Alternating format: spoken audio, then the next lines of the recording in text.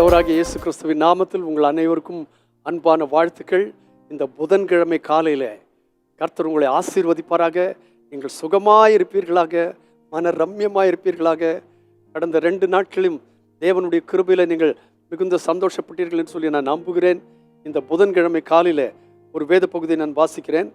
27ஆம் சங்கீதத்தினுடைய 13, 14 வசனங்களை நான் வாசிக்கிறேன். நானோ இந்த வார்த்தை நானோ என்று சொல்லும் போதே அதனுடைய அர்த்தம் என்று கேட்டால், இதற்கு முந்தி பல மனுஷரை குறித்து காரியங்கள் சொல்லப்பட்டிருக்கிறது. பல மனுஷர்களுடைய வாழ்க்கை காரியங்கள் எல்லாம் சொல்லப்பட்டு நானோ என்று சொன்னால் அவர்களிலிருந்து நான் வித்தியாசப்பட்டவன். நானோ ஜீவனுள்ளோர் தேசத்தில் கர்த்தருடைய நன்மை காண்பேன் என்று விசுவாசியாக இருந்தால் கெட்டு போயிருப்பேன். அதனுடைய முதல் வசனத்தை பாருங்க.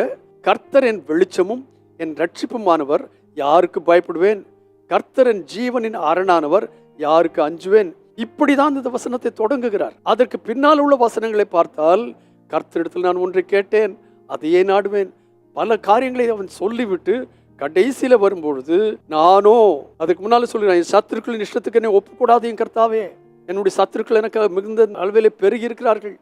அப்படி இருந்தாலும் நானோ ஜீவன் உள்ள ஒரு தேசத்துல நன்மையை காண்பேன் என்று விசுவாசியாக இருந்தால் கெட்டு போயிருப்பேன். அதனுடைய அர்த்தம் என்னன்னு கேட்டா, நான் இப்போ கெட்டு போகல. ஏன் கெட்டு போகல என்று கேட்டால், ஜீவன் உள்ள ஒரு தேசத்துல நன்மை காண்பேன் என்று நான் விசுவாசித்தேன். ஆகினாலே நான் விசுவாசிக்கிறவன் பதறான் என்று வசனம் சொல்லுகிறது. நான் விசுவாசியாக இருந்தால் கெட்டு போயிருப்பேன். இப்பொழுதோ நான் கெட்டு போகவில்லை. அதற்கு பதிலாக நான் என்ன செய்வேன்? மற்றவர்களுக்கு நான் பெற்றுக்கொண்ட சந்தோஷத்தை அறிவிக்கத்தக்கதாய் இன்னொரு காரியத்தை சொல்கிறான். கர்த்தருக்கு காத்திரு, திடமனதாயிரு, அவர் உன் இருதயத்தை ஸ்திரப்படுத்துவார்.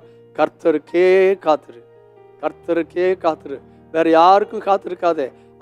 இவங்களெல்லாம் நம்பி மற்ற மனுஷர்களுடைய காரியங்களை நினைத்து காத்து கொண்டு இருக்காதே. கர்த்தருக்கு காத்திரு. ஆகினால்தான் ஏசாயா சொல்லியிருக்கார். பல முறை இந்த வசனங்களை நாம் பயன்படுத்தி இருக்கிறோம். கர்த்தருக்கு காத்திருக்கிறவர்களோ, பிரைஸ் தி லார்ட், நீங்களும் நானும் கர்த்தருக்கு காத்திருந்தால் என்ன செய்வோம்? கர்த்தருக்கு காத்திருக்கிறவர்களோ பலன் அடைவார்கள். கழுகுகளைப் போல சட்டைகள் எடுத்து எழும்புவார்கள்.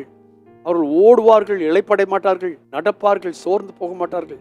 சமீப நாட்களில் ஒரு போதகர் நம்முடைய சபையிலே பேசும்போது விதமாய் சொன்னார். முதலாவது உயர, கோயிங் ஹையர். 2வதாக ஸ்ட்ராங்கர். 3வதாக ஃபாஸ்டர். 4வதாக வித் எவ்ரி ஒன் டுகெதர். அதாவது உயர எழும்பு, பலப்பட்டு எழும்பு, வேகமாய் ஓடு, எல்லாரையும் அணைத்து கொண்டு ஓடு.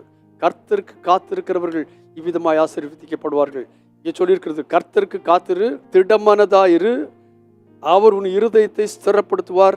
கர்த்தருக்கே காத்திரு. அதாவது கர்த்தருக்கு காத்திருக்கிற காரியத்தில் திடமனதாய். யாரும் அசைக்க முடியாது. நான் கர்த்தருக்காய் காத்திருக்கிற காரியத்தில் என்னை ஒருவரும் அங்கும் இங்குமாய் அசைய செய்ய முடியாதுங்கிற திடமனதாயிரு. கர்த்தருக்கே காத்திரு, அவர் உன் இருதயத்தை ஸ்திரப்படுத்துவார். இந்த காலை வேளையில நம்முடைய இருதயம் எப்படி இருக்கிறது? அங்கும் இங்குமாய் அலைபாய்கிற இருதயமாய் காணப்படுகிறதா? அல்லாவிட்டால் ஸ்திரமுள்ள இருதயமாய், அசையாத இருதயமாய், உறுதியுள்ள இருதயமாய் காணப்பட தேவனாய் கர்த்தர் நமக்கு ஒத்தாசை பண்ணுவாராக. பரிசுத்தமுள்ள எங்கள் நல்ல பிதாவே, இயேசு கிறிஸ்துவின் அதிகாரமுள்ள நாமத்தில் எங்களுக்கு சொன்ன இந்த நல்வார்த்தைகளுக்காய் ஸ்தோத்திரம். இந்த புதன்கிழமை காலையில ஆண்டவரே, நாங்கள் கர்த்தருக்கே காத்திருக்கிறவர்களாய், செட்டைகள் எடுத்து உயர எழும்புகிறவர்களாய், ஓடியும் இளைப்படையாதவர்களாய், நடந்தாலும் சோர்ந்து போகாதவர்களாய், கர்த்தருக்கே காத்திருந்து தேவநாமத்தை மகிமைப்படுத்த எனக்கும் எங்களுக்கும் ஒத்தாசை பண்ணும். கர்த்தாவை, இதை காண்கிறவர்கள் எல்லாம் இவர்கள் தேவ பிள்ளைகள் என்று எங்களை குறித்து சாட்சி சொல்லத்தக்கதாக உதவி செய்வீராக.